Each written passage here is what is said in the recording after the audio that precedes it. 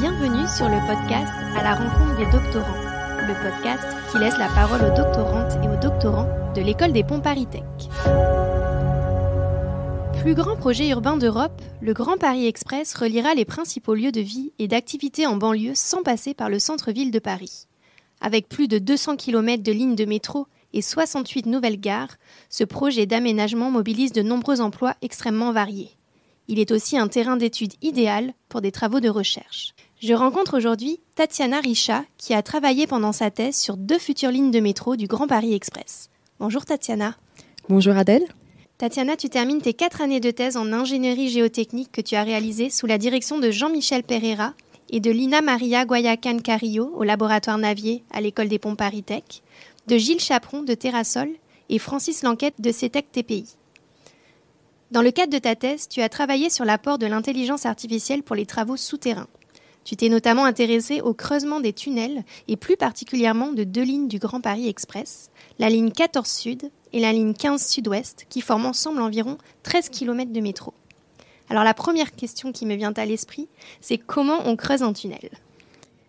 Alors, il existe plusieurs méthodes traditionnelles, mais aujourd'hui, le Grand Paris, il est creusé avec des grandes machines qu'on appelle les tunneliers, qui ont un diamètre de 10 mètres, une longueur dépassant les 100 mètres, qui ont pour fonction le creusement de ce tunnel, faire en sorte que le sol ne s'effondre pas lors du creusement, et en plus, la pose du soutènement final qu'on voit aujourd'hui tout autour des métros, au fait. Et voilà, c'est une machine qui est capable de creuser jusqu'à 34 mètres par jour. Dans le cadre de ta thèse, tu as évidemment eu l'occasion de visiter ces chantiers. Oui, au fait, pour mieux comprendre mon sujet de thèse, mieux comprendre les données avec lesquelles j'allais travailler, j'ai fait 6 mois sur le chantier de la ligne 15, spécifiquement sur la gare d'Arqueur-Cachan.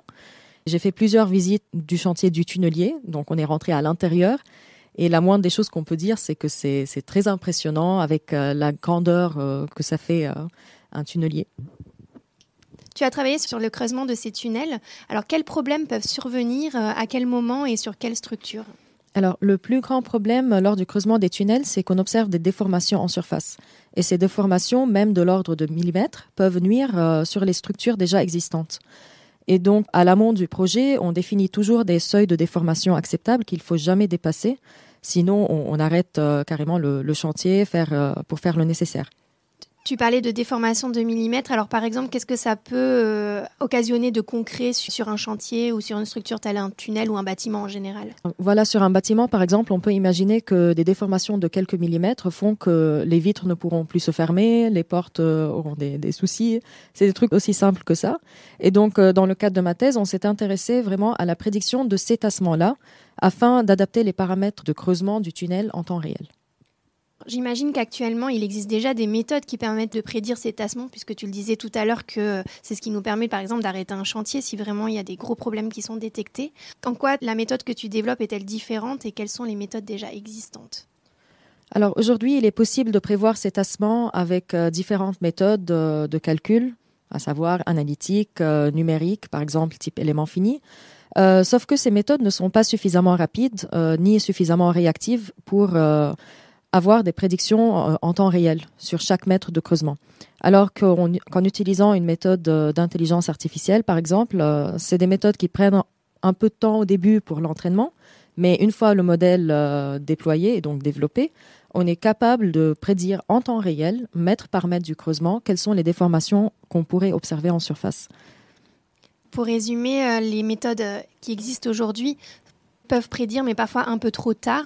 Et donc là, l'idée, c'est de pouvoir intervenir le plus rapidement possible sur le chantier. Voilà. Et je pourrais aussi ajouter que les méthodes actuelles, elles ont eux-mêmes leurs propres limites. Parfois, il y a des méthodes qui donnent juste un ordre de grandeur et d'autres qui sont bien plus exactes. Mais par contre, on a besoin d'un grand temps de montage des modèles, un temps de calcul qui peut partir sur plusieurs jours parfois. D'où l'importance de la rapidité des méthodes d'intelligence artificielle. Donc ce projet du Grand Paris Express, c'est un super terrain d'étude pour toi, pour pouvoir développer ce projet. Alors, comme on le sait déjà peut-être, l'intelligence artificielle, pour l'utiliser, on a besoin de beaucoup de données.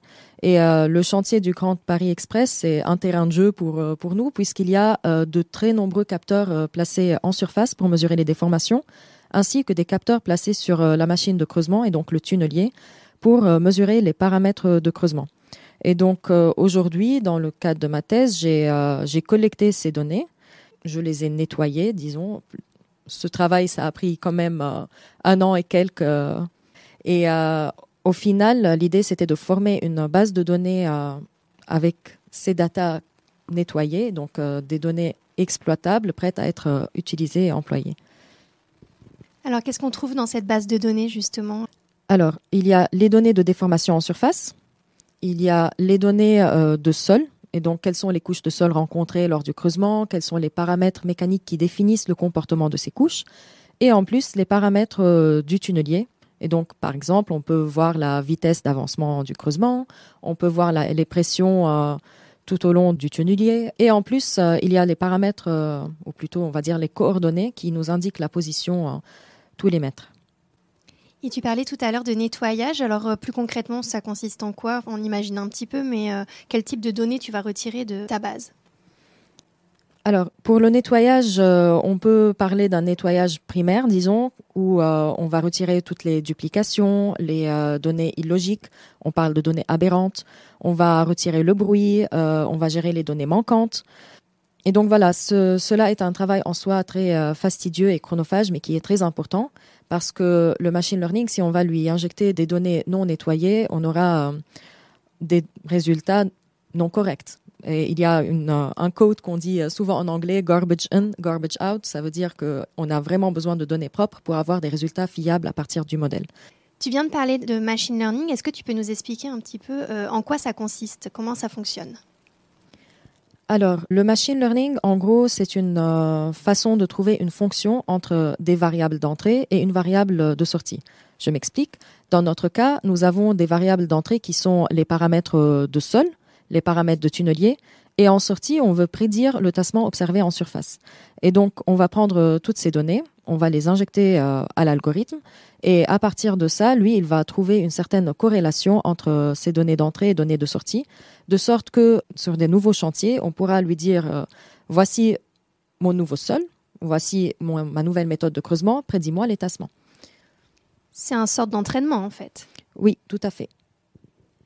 Alors, ce modèle que tu as conçu pourra donc être déployé pour le mettre en œuvre sur d'autres lignes potentielles du Grand Paris Express ou même d'autres projets. Alors, il faut savoir que le machine learning, ça va être difficile de l'utiliser pour l'extrapolation.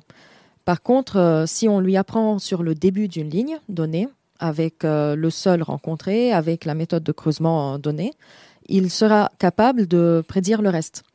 Et donc, concrètement, aujourd'hui, ce qu'on peut faire, c'est entraîner un modèle de machine learning sur 3 ou 4 mois du creusement. Et par la suite, on peut s'attendre à pouvoir prédire avec cet algorithme les 100 ou 150 mètres suivants. Forcément, on se pose la question quand on parle d'intelligence artificielle, est-ce que ce modèle, plus tard, va pouvoir remplacer le travail de l'ingénieur sur le terrain ?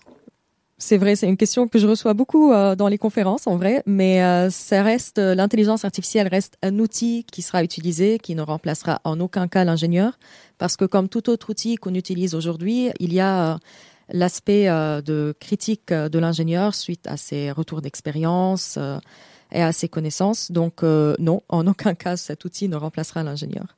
En plus de tes recherches, la communication autour de tes recherches te tient aussi à cœur. Alors, comme tu disais tout à l'heure, soit par des interventions scientifiques pour des géotechniciens, mais aussi des présentations publiques. En quoi c'est important pour toi ?